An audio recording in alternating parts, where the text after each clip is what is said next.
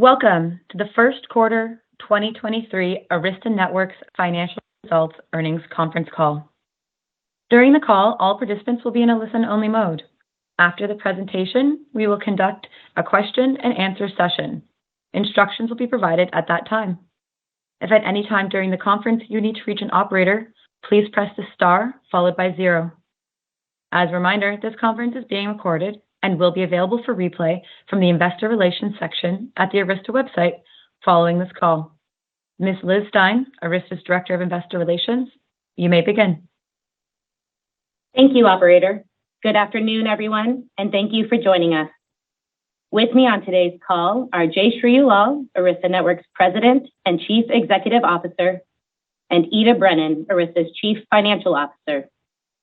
This afternoon, Arista Networks issued a press release announcing the results for its fiscal first quarter ending March 31st, 2023. If you would like a copy of the release, you can access it online at our website.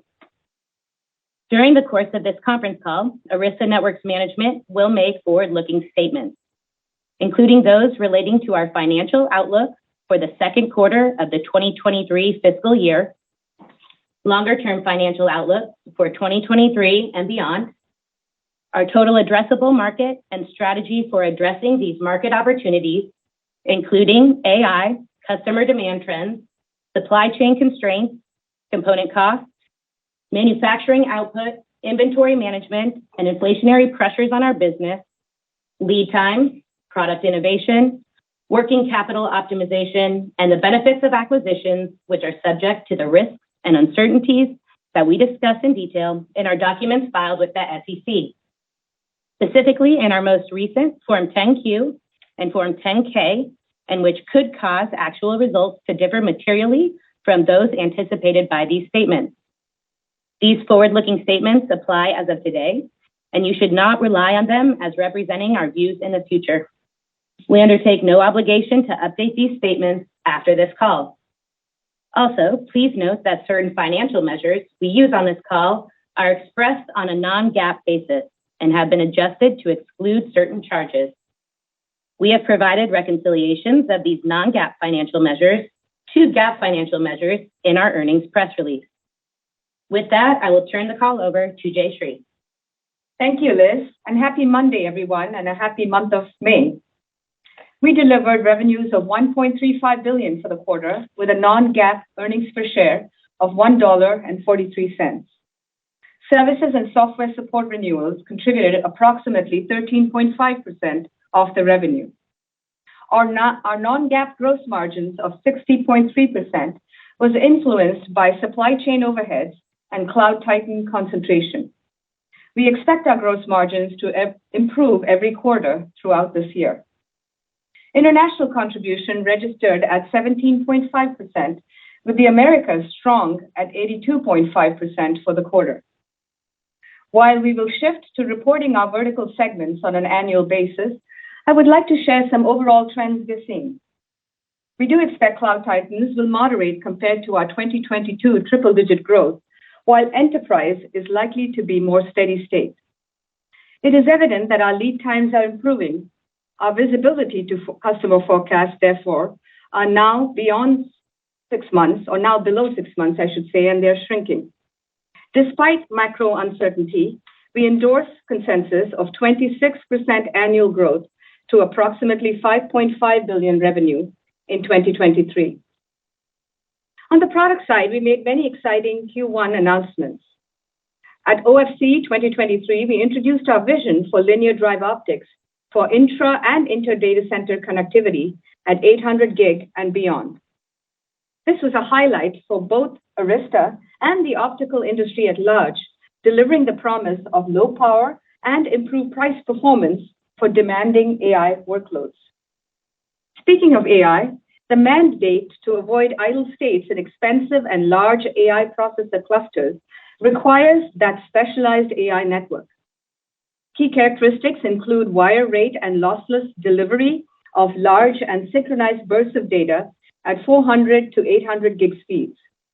Today, the combination of RDMA NICs, RDMA stands for Remote Direct Memory Access, and RoCE, which is RDMA over Converged Ethernet, along with the switches, allows Ethernet to become that predictable transport network. Ethernet, of course, brings familiarity, great economics, massive install base, standards with industry-wide interoperability, and many merchant silicon options. This is supporting compute and data-intensive workloads based on generative AI, inference, and large language model training applications. Arista's cloud customers are resonating with our AI and switching strategy for platforms. Presently, we are in the midst of trials leading to production deployments this year in 2023. We expect AI networking to become meaningful throughout the years and through the decade ahead. In Q1 2023, Arista also formalized our new entry into the wide area network with our WAN routing system. Our enterprise class routing platform is based on carrier and cloud neutral transit with CloudVision Pathfinder service. Not surprisingly, we support Arista's EOS operating system stack, delivering that operational model for network as a service and wide area as a service. We are targeting mission-critical enterprises where high volume and encrypted traffic matter in a modern WAN. Arista has partnered with Equinix to develop and deploy the WAN routing system, and WAN routing will be included as part of our network adjacency category. In the non-cloud category, we have registered a solid number of million-dollar customers, which is a direct result of our momentum in the enterprise and campus throughout the past year. Let me illustrate with a few customer wins. The first use case is an international government win. The customer's objective was to detect illegal activities such as money laundering, terrorism, scams, and other criminal behavior in real time by collecting and analyzing data. Arista's data-driven AI clusters optimizes network assurance for mission-critical AI and ML workloads. Using advanced features like microburst and fan-in congestion management, ultra-deep packet buffer memory with latency analyzer provides real-time telemetry, visibility, automation, and dynamic controls for their AI and ML data centers, all based on open standards Ethernet. Our second win continues on the international theme and highlights our ever-growing strength in the education vertical, where Arista's proposal for edge campus platforms ranging from power over Ethernet switches, wireless access points, and automation was a decision factor. We leveraged CloudVision Q, Cognitive Unified Edge, coupled with Arista validated designs as an automation framework across multiple distributed locations, bringing unmatched flow visibility. The next win is in the US financial sector. This customer had grown organically and inorganically through acquisitions and was looking to modernize their entire infrastructure, moving their data closer to the cloud to enable a hybrid cloud architecture. This design included multiple greenfield data centers hosted in Equinix, requiring active-active 400 gigabit Ethernet spine, securely encrypted data center interconnect, and internet connectivity at each site. For a smooth upgrade in their campus environment without disruption to their end users, Arista's SSU, or Smart Systems Upgrade feature, played a prominent role. We also helped them build a digital twin of their environment, modeling their designs for automation. The next customer highlights healthcare as a critical win for network monitoring and security analysis tools at their remote data center facilities. This holistic view of port mirroring sessions for traffic analysis from all their remote data centers was a superior approach. Arista's centralized DMS, DANS monitoring fabric, was better than disparate and expensive tools at each remote location. Our final customer win was looking for real-time in-house video streaming and editing capabilities. Video would be stored on their storage arrays, which could be connected at 100 gigabit Ethernet, and then accessed and rendered by the clients, be they PCs or Macs, with 25 gigabit Ethernet. Arista's core strength in the media vertical comes from its deep buffer virtual output queuing architecture with our R3 platforms. The simplicity, scalability, and flexibility shows this elegant design and highlights our strength in the media and entertainment vertical. So as you can see, this is a recurring theme in all our customer wins. where Arista is deploying innovative solutions based on a consistent architecture, allowing each and every customer to modernize their network with the power of our platform. And with that, I'd like to hand to Ita, our CFO, for financial metrics. Thanks, Jayshree, and good afternoon. This analysis of our Q1 results and our guidance for Q2 23 is based on non-GAAP, excludes all non-cash stock-based compensation impacts, certain acquisition-related charges, and other non-recurring items. A full reconciliation of our selected GAAP to non-GAAP results is provided in our earnings release. Total revenues in Q1 were $1.351 billion, up 54% year over year, and well above the upper end of our guidance of $1.275 to $1.325 billion. We continued to experience improvements in component supply in the quarter, supporting more consistent levels of manufacturing output and some improvement in lead time. Services and subscription software contributed approximately 13.5% of revenue in the first quarter, down from 15.8% in Q4. This largely reflected accelerated growth in product revenues, while services and software continued to grow on a more consistent basis. International revenues for the quarter came in at $236 million, or 17.5% of total revenue, down from 23.5% last quarter. This quarter-over-quarter reduction largely reflected an unusually high contribution from our EMEA and region customers in the fourth quarter. Overall, we continue to see outsized growth in the U.S., largely due to ongoing domestic strength from our Cloud Titan customers. Overall gross margin in Q1 was 60.3%, in line with our guidance of approximately 60%. We continue to recognize incremental supply chain costs in the period, combined with a healthy cloud mix.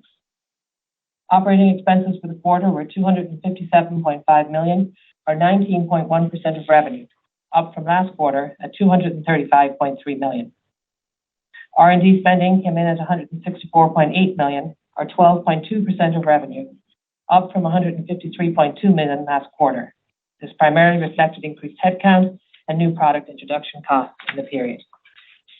Sales and marketing expense was $75.9 million, or 5.6% of revenue, compared to $67.4 million last quarter, with increased headcount costs and higher variable compensation expenses. Our G&A costs came in at $16.8 million, or 1.2% of revenue, consistent with last quarter. Our operating income for the quarter was $556.8 million, or 41.2% of revenue. Other income and expense for the quarter was a favorable $17.7 million, and our effective tax rate was 21.2%. This resulted in net income for the quarter of $452.5 million, or 33.5% of revenue. Our diluted share number was 315.6 million shares, resulting in a diluted earnings per share number for the quarter of $1.43, up 70% from the prior year. Now turning to the balance sheet. Cash equivalents, and investments ended the quarter at approximately $3.33 billion. In the quarter, we repurchased $82.3 million of our common stock at an average price of $111.9 per share. We have now repurchased $825.5 million, or 7.8 million shares, at an average price of $106 per share under our current $1 billion board authorization. This leaves $174.5 million available to repurchase in future quarters. The actual timing and amount of future repurchases will be dependent on market and business conditions, stock price, and other factors. Now turning to operating cash flow for the first quarter. We generated approximately $375 million of cash from operations in the period, reflecting strong earnings performance, partially offset by ongoing investments in working capital. DSOs came in at 57 days, down from 67 days in Q4, reflecting a strong collections quarter with good linearity of billings. Inventory turns were 1.3 times, down from 1.6 last quarter. Inventory increased to $1.7 billion in the quarter, up from $1.3 billion in the prior period, reflecting the receipt of components from our purchase commitments and a slight increase in switch-related finished goods. Our purchase commitments at the end of the quarter were $2.9 billion, down from $3.7 billion at the end of Q4. We expect this number to continue to decline in future quarters as component lead times improve and we work to optimize our supply positions. Our total deferred revenue balance was $1.092 billion, up from $1.04 billion in Q4. The majority of the deferred revenue balance is services related and directly linked to the timing and term of service contracts, which can vary on a quarter-by-quarter basis. our product deferred revenue balance was flat to last quarter. Accounts payable days were 55 days, up from 43 days in Q4, reflecting the timing of inventory receipts and payments. Capital expenditures for the quarter were $5.6 million. Now turning to our outlook for the second quarter and beyond. As we move through 2023, we expect to resolve the final kinks in the supply chain, allowing for more consistent manufacturing output and improving lead times to our customers.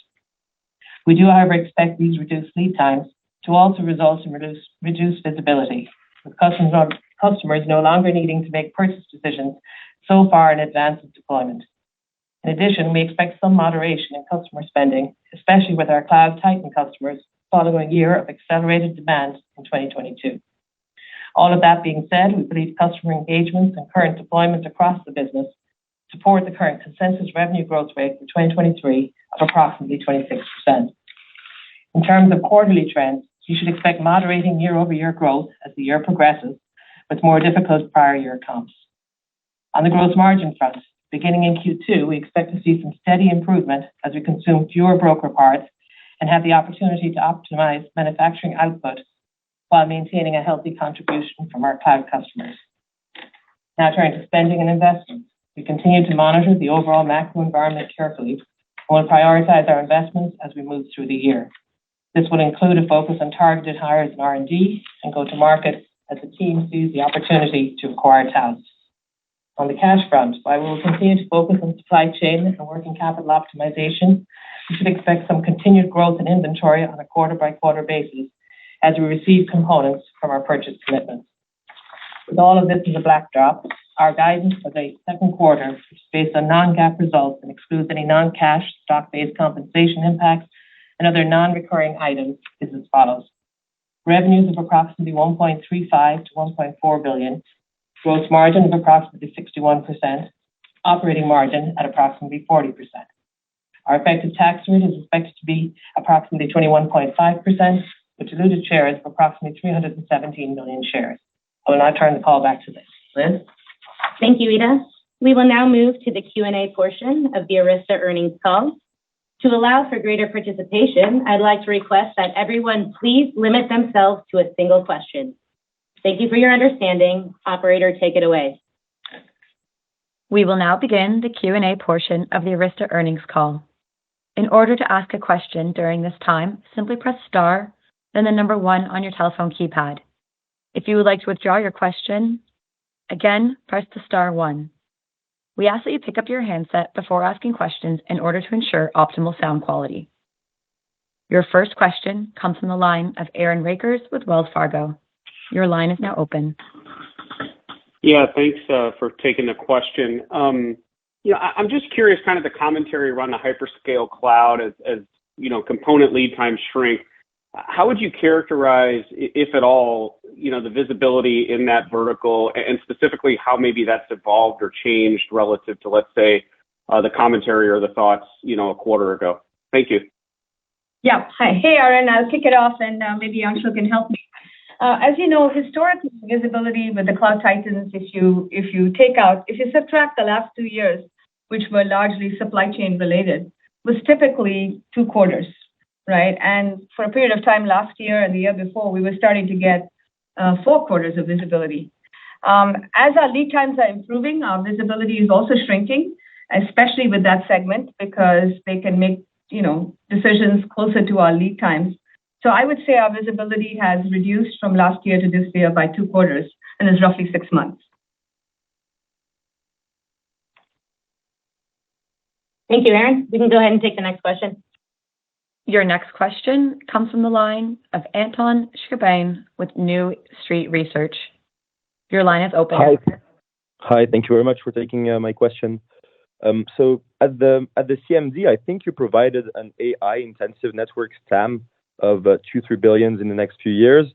And during last earnings, Broadcom said that their Ethernet switch chips deployed in AI was well over $200 million in 22, and they forecast that this could grow to well over $800 million in 23.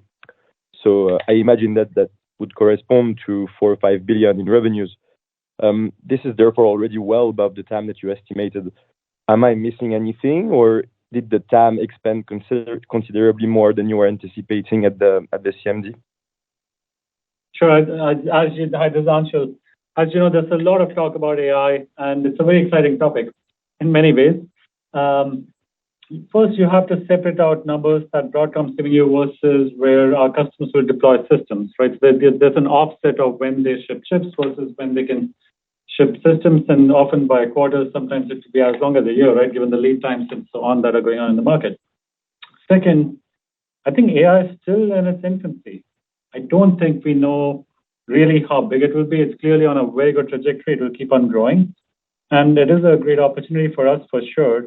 And we're doing very well with some of our top customers, as Jayashree's talked about in the primary script as well.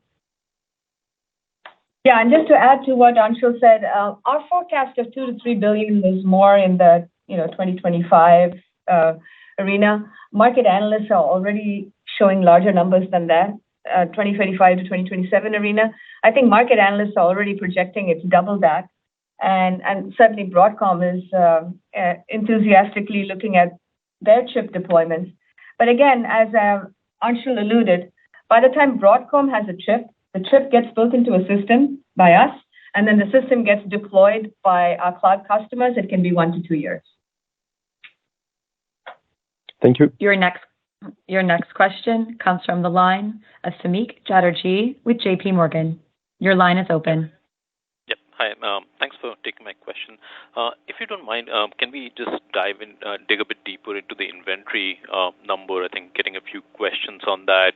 Obviously, a material step up in the inventory in the quarter, particularly as you mentioned, lead times for your products are now 6 months. Do we sort of conclude that your lead times will take a step function down if you have this much inventory at this point? And if your visibility into demand is starting to come in a bit, why sort of maybe help me think about why the inventory continues to sort of move up higher from here rather than sort of start to come down in line with your visibility into demand? Thank you.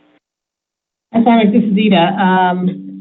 When you think about the purchase commitments that we have and that we made some time ago, right, we're going to have to continue to work through those, as we go through the rest of this year, particularly on some key components. There were long lead times.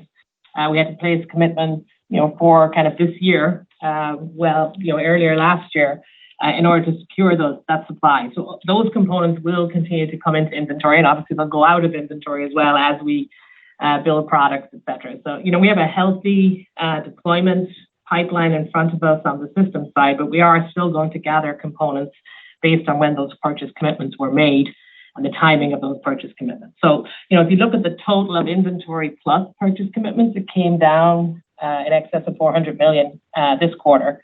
So we'll continue to kind of work that down over time, but you will see the shift from purchase commitments into inventory first, and then obviously we'll sell that inventory. And Samik, just to add to we're not managing the business as just-in-time inventory. As Ida said, we have 72-week lead time still on many of our components, even with the supply chain improvements.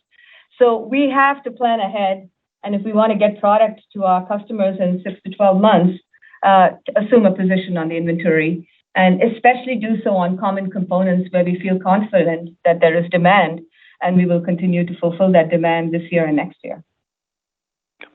Thank you. Thanks for taking my question. Thanks, Samik. Your next question comes from the line of David Vogt with UBS. Your line is open. Great. Thank you guys for taking my question. I just want to follow up basically on the question on AI inventories and sort of revenue growth expectations for the second half. So if I'm hearing you correctly, it sounds like you think, given tough comps and sort of spending patterns from the Titan group, is going to come down, bring revenue growth down to about 15% in the second half on a year-over-year basis. And yet, as you just mentioned, inventories still need to come down. So how do we square that with sort of the optimism in the marketplace that looks like you took your TAM up from about $40 billion to about $50 billion for data center and campus in the deck? I'm just trying to square the deceleration that you're talking about versus sort of the expanded TAM that you're also kind of highlighting in the deck. Thanks. Hey, David. I think, first of all, the TAM we took up was for 2027, not Q3, Q4, 2023, just to be clear. And I think we continue to feel very optimistic about our long-term demand in enterprise, cloud, and AI. So we shouldn't confuse the comps and difficulty of comparing, Q3 2022 with Q3 2023 with our long-term demand and TAM. Both are valid statements. So, but as you know, the cloud is a volatile market, and the titans will spend a lot one year and then spend a little less the other year as they're digesting it and deploying it. So if you look across multiple years, we're going to have the strong demand and do well.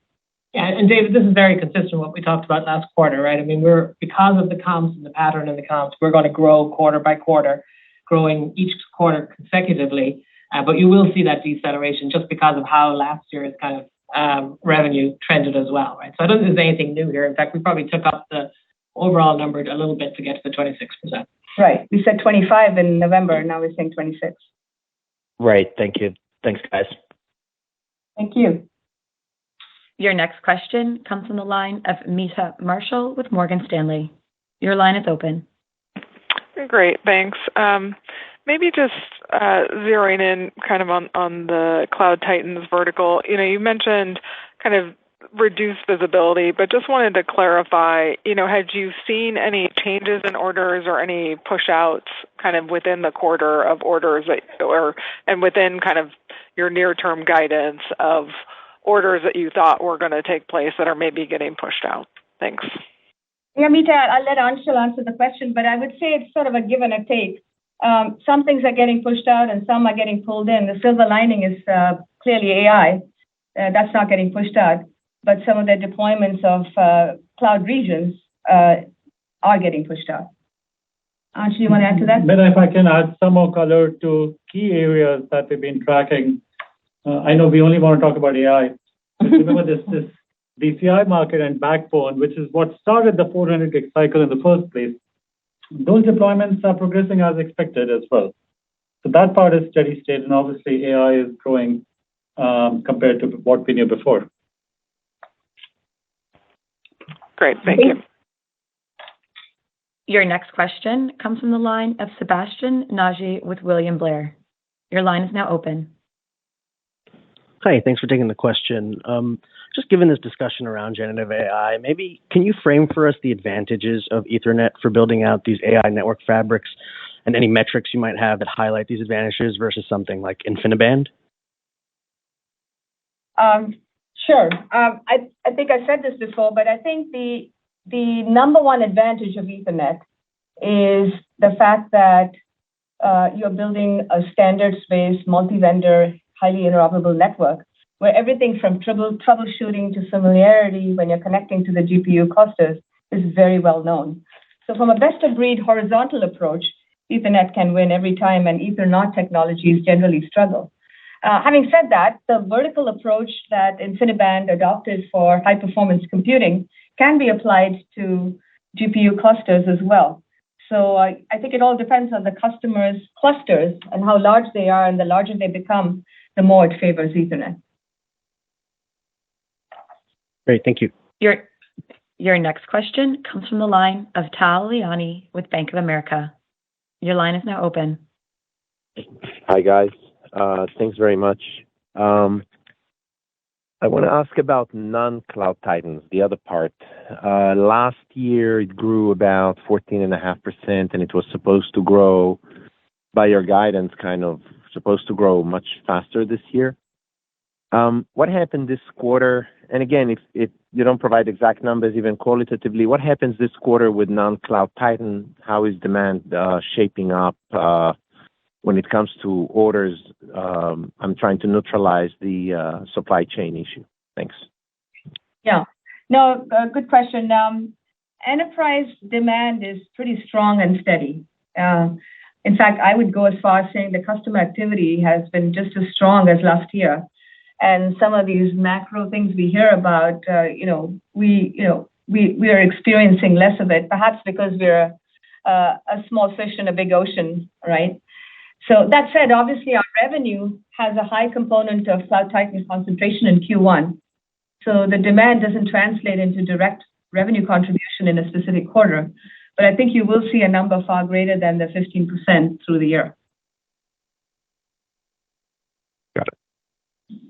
Your next question comes from the line of Michael Ng with Goldman Sachs. Your line is open. Hey, good afternoon. Thank you for the question. It was encouraging to hear about the endorsement of consensus at 26% year-over-year growth. I was just wondering if you could talk about what you're assuming as it relates to AI production deployments, because you did talk about that trial that was underway, and any other areas of optionality that you would call out, perhaps the DIY to branded switches within web-scale Cloud and Titans. Any updates there would be helpful. Thank you. Sure, Michael. As we said, the 7800 is Arista's flagship AI platform. And we have spent the better part of last year, maybe even the year before, Anshul, and you could correct me, doing a tremendous amount of simulation on how we work with GPU clusters and different types of network interface cards, the performance, the lossless, dealing with bursty traffic, the latency, the transactions. And we believe that this will be a critical year in seeing those trials come into production. So we do expect AI to be meaningful this year as opposed to not material the last couple of years. And we believe the 7800 will be the flagship product for that. And if I can just answer your other indirect question, your question was how are we doing against white boxes? We should blue boxes. We've said this before. I think we are maintaining status quo. We're doing very well with our customers. We're not afraid. And we don't believe the market's shifting back to white boxes at all. In fact, the co-development efforts are even more intense than before. But I think largely speaking, we've achieved status quo. I think that's where the market stays for now. Thanks, Jayshree. Thanks, Anshul. Your next question comes from the line of Alex Henderson with Needham. Your line is now open. Great, thanks.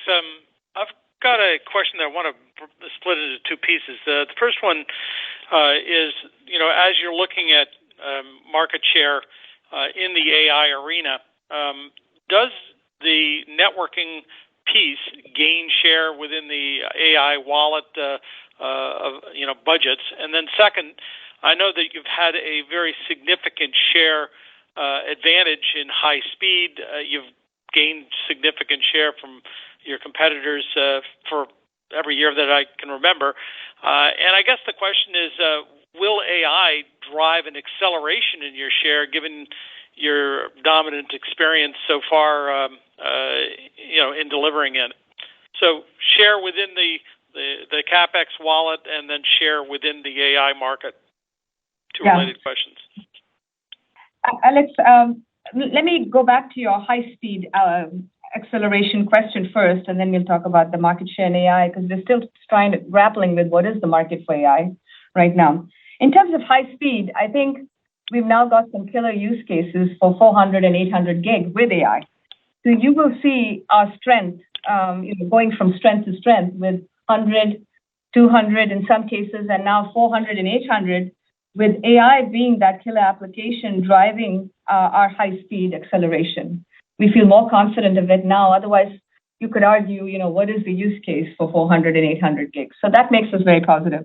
Specific to AI wallet share, quite honestly, the greatest component of AI today is the processors. That is 80, maybe 90% of the spend, and the applications, obviously, that go with that. So if they're vertically integrated, we may not see as much of it. But if customers choose the horizontal best of breed, we'll absolutely get our share of wallet there. Great. Thank you so much. Thank you, Alex. Your next question comes from the line of Amit Daryanani with Evercore. Your line is now open. Yep. Good afternoon. Thanks for taking my question. I guess I just want to go back to this reduced visibility that you're seeing with the Cloud Titan. I guess, is it your sense that you just had extra long visibility at 4 quarters and now it's going back to 2 quarters, which is normal? Or do you think there's a risk that it actually ends up in an outright pause at some point, given these companies did have a really big spending cycle with you in the last 4 or 5 quarters already? So I'm just wondering, is this a return to normalcy, or do you think there's risk that we end up in a pause with one or both of them the way we did in 2019? Thanks. Yeah. Hi, Amit. This is Anshul. Our customers have been waiting for 2.5 years for this moment where they can return back to normalcy. Supply chain is recovering. These customers follow component lead times very closely as well. And to a great extent, we're coming back to where we used to be pre-COVID levels. Nothing different, nothing more than that. Thanks, Amit. Next question, please. Your next question comes from the line of Fahad Najam as an independent analyst. Your line is open.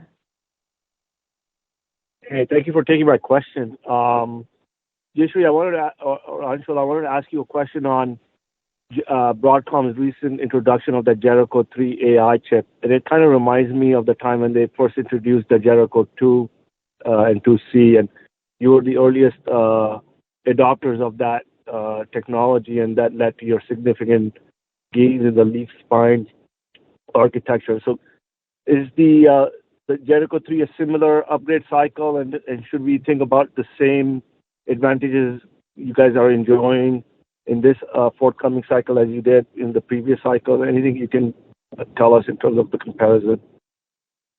Father, a good way to look at this market and the introduction of J3 AI, 400 gig is not going to end quickly and suddenly get replaced with Jericho 3. 400 gig will go on for some time. Customers will take time to make changes and so on, especially when they don't need more bandwidth just yet. At the same time, you'll see a quick adoption of 800 gig technology, and there's a complementary chip that was also announced, which is Tomahawk 5.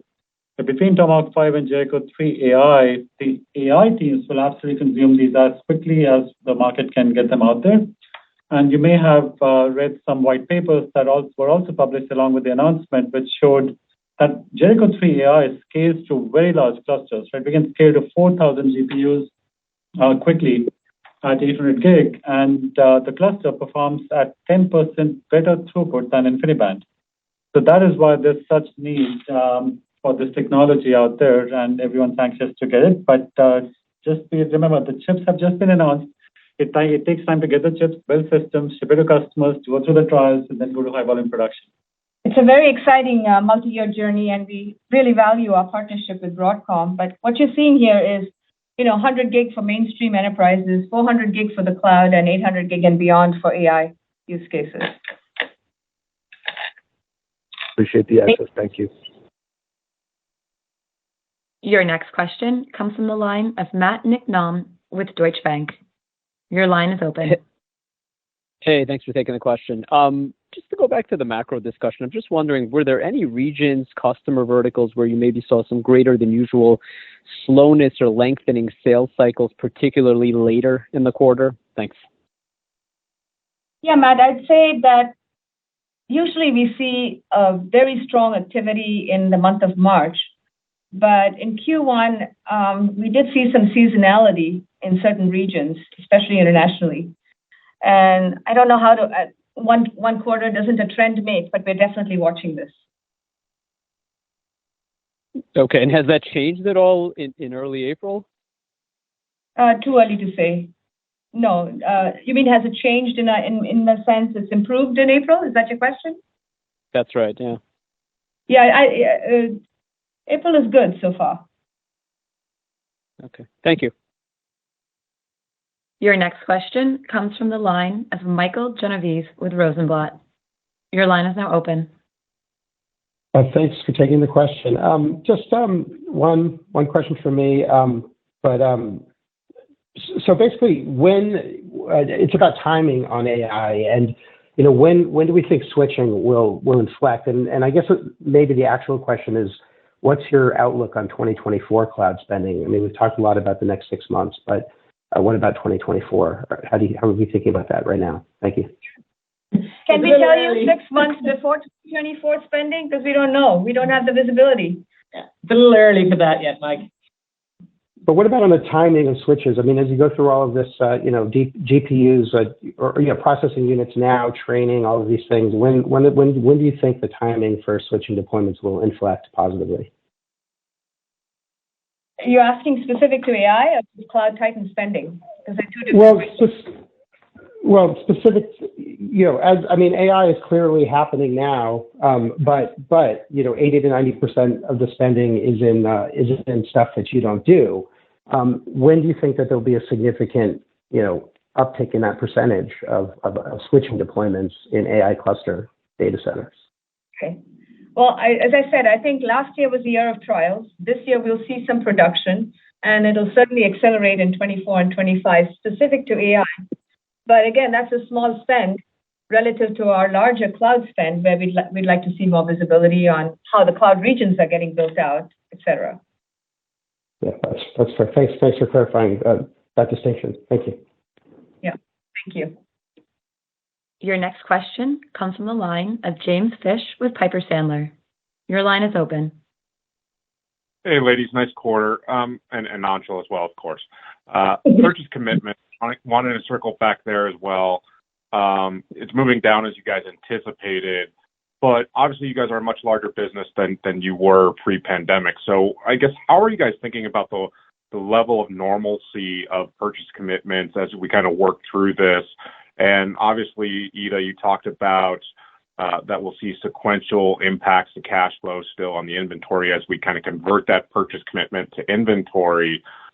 Is that something that should reverse then in early 2024?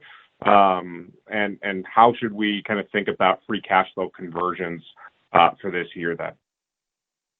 Yeah, look, I think if I had my way, the purchase commitment number will come down significantly over the next, 12 to 18 months, right? Because we don't need it once we start to see some of these component lead times come in. So we obviously need to manage that. Some have long lead times that we do want to receive, and you will see that grow in inventory. Some, we'll look to reposition if we can. But obviously there's a keen focus on kind of managing that number now. But the net of it is, I think you grow inventory through the year. It will consume some cash, and then it'll flip in 2024, where we'll actually start to kind of generate more cash as we start to bring that inventory number down. Do we ever go back to kind of where we were before? I think probably not. I mean, we probably will carry a little bit more inventory and more buffers, having just gone through what we went through the last couple of years, but it should certainly come down from where it is today. And any thoughts on the free cash flow conversion for the year? Yeah, I think for this year, inventory is a consumer of cash. So it's hard to know exactly what that will look like, but I think every quarter will increment that inventory balance as we go through the year. That will consume some cash. But I mean, the P&L is highly cash positive, with the guidance that we put out. So I think we'll still be generating a healthy amount of cash, but we will build an inventory balance. Yeah, understood. Thanks, Ita. Thank you. Your next question comes from the line of Ittai Kidron with Oppenheimer. Your line is open. Thanks. Hi, ladies. Nice quarter.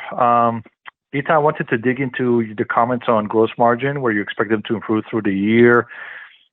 Two things there. Number one, now the supply chain is getting better, what is it in the supply chain that's still expensive, that's hurting you on the gross margin side, and how does that get mitigated? And second, the improvement that you anticipate, is that just a reflection of the mix, meaning cloud perhaps moderating to your point, or is most of the improvement driven again by supply chain, better pricing on the supply chain side?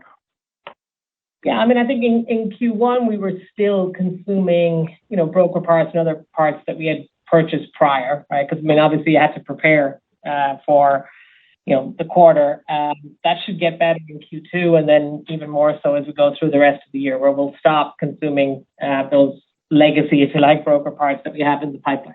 So that will definitely help. The other thing that's important is, now that we don't have the stop-start of the decommits and stuff, we can focus on manufacturing, we can focus on driving manufacturing and driving efficiencies there, et cetera. So we should see, some improvements come out of that as we go through the year.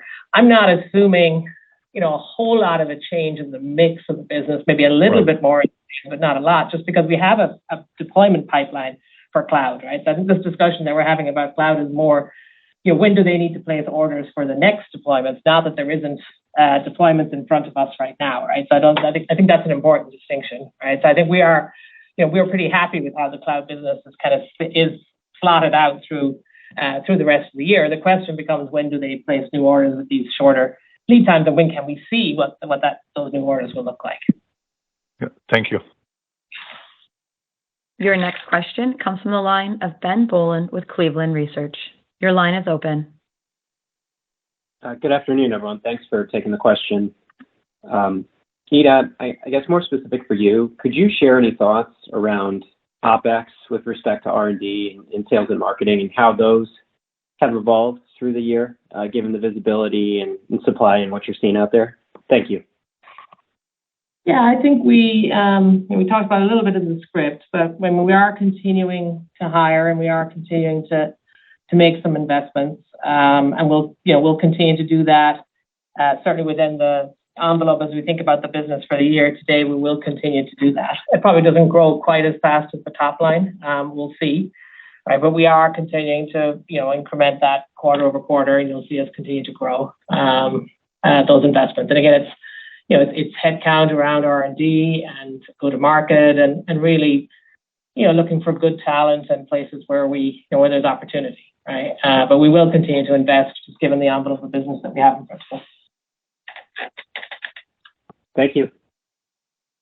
Your next question comes from the line of Tim Long with Barclays. Your line is open.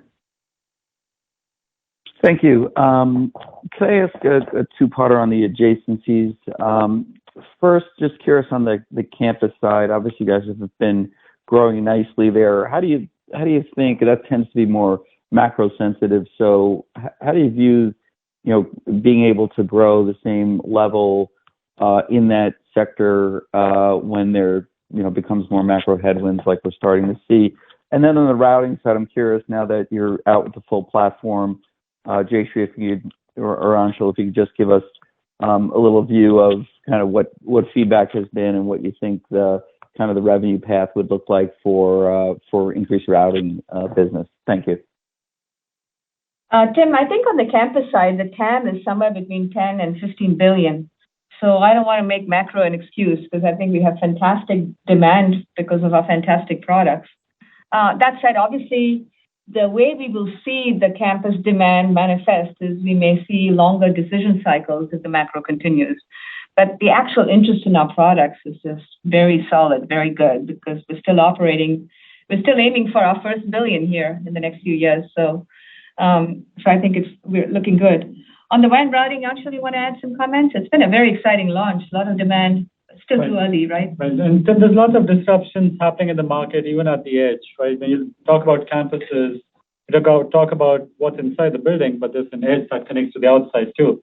So we have plenty of interest from our customers in this area. It is a bit too early. We just announced this offering. So too early to jump up and down and say it's lots of numbers yet. We'll watch it as it goes. But having the integrated solution is important to go after the broader enterprise market. Our existing customers they see the natural affinity to our CloudVision and EOS stack, so that would be the natural spot. Okay, thank you. Your next question comes from the line of Erik Suppiger with JMP Securities. Your line is open. Yeah, thanks for taking the question. Can you speak at least qualitatively about how much backlog you're using up at this point, and how long do you expect to continue working down backlog orders on a quarterly basis? Yeah, I love to talk about backlog, Eric, and I don't think we're going to do that.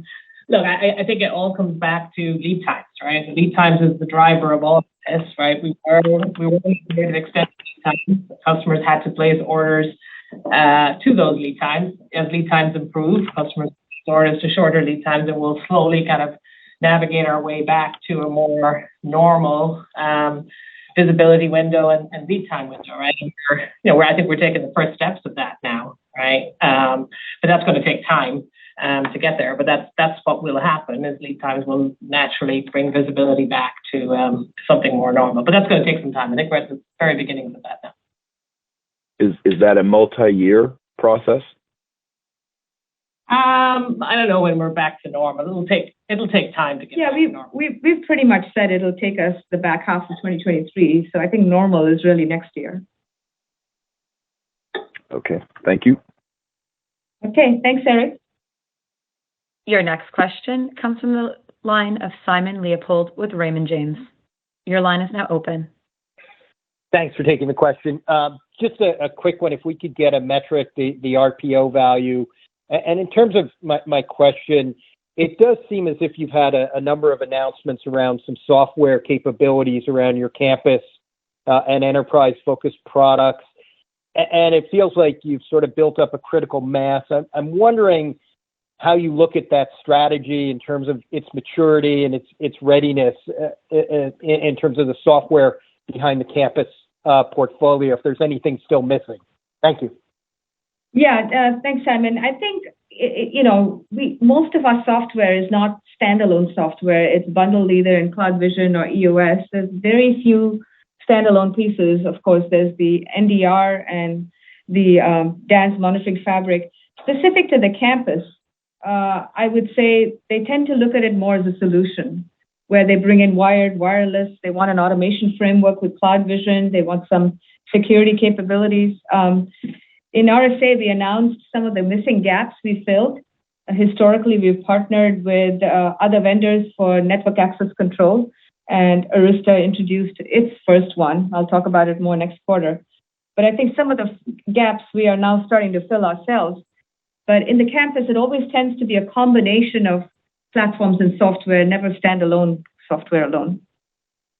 Yeah, the RSA announcement was actually sort of where my question was coming from. It felt like that was, in my mind, maybe one of the final gaps, and that's what I'm really trying to understand here.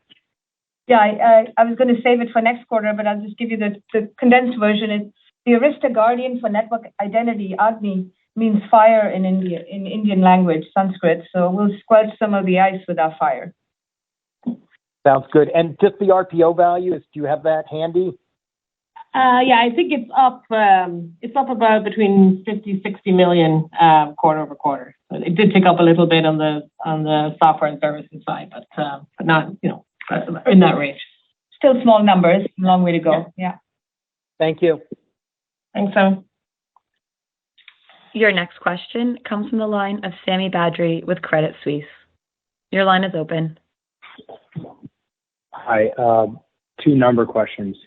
One is, could you just give us an idea on campus revenues in 1Q23, and that's going to trend in 2023? And then for Cloud Titans, is that expected to grow double digits? Any kind of reference that you could make for what Cloud Titans is going to do for the balance of 2023? Yeah, I don't think we're going to try to predict the vertical split. I think what we've said is we think our two biggest customers will be at least 10% customers for the year, but that's about all we've really said on that front. And we feel good about that. They're good partners, and despite all the volatility, we'll have a good year with them. And on campus, I think I gave you a number for $750 million by 2025. I'll stick with that. And how about we give that to you towards the end of the year when we really achieve something? Great. Thank you, Sami. Operator, we have time for one last question, please. Your final question today comes from the line of George Notter with Jefferies. Your line is now open. Hi, guys. Thanks a lot. I guess just following on some of the questions about visibility and customers, any evidence of customers building inventory of your products, whether that's, just standalone inventory or whether it's inventory that's maybe installed in the network but not being fully utilized? I guess what I'm really asking is, any thoughts about excess inventory rather than just kind of the normal buffers that are out there? Thanks. Well, I think you asked the question well, and you almost answered it. It's just normal buffers. There's nothing excess in inventory we're seeing. Yeah. Nothing abnormal. And supply has been so constrained, George. I mean, you're just starting to come out of it. Gosh, if they have some, we'd like to know how they got it. Thanks so much. Okay, super. Thank you. Thank you. This concludes the Arista Networks first quarter 2023 earnings call. We have posted a presentation which provides additional information on our results, which you can access on the investors section of our website. Thank you for joining us today, and thank you for your interest in Arista. Thank you for joining. Ladies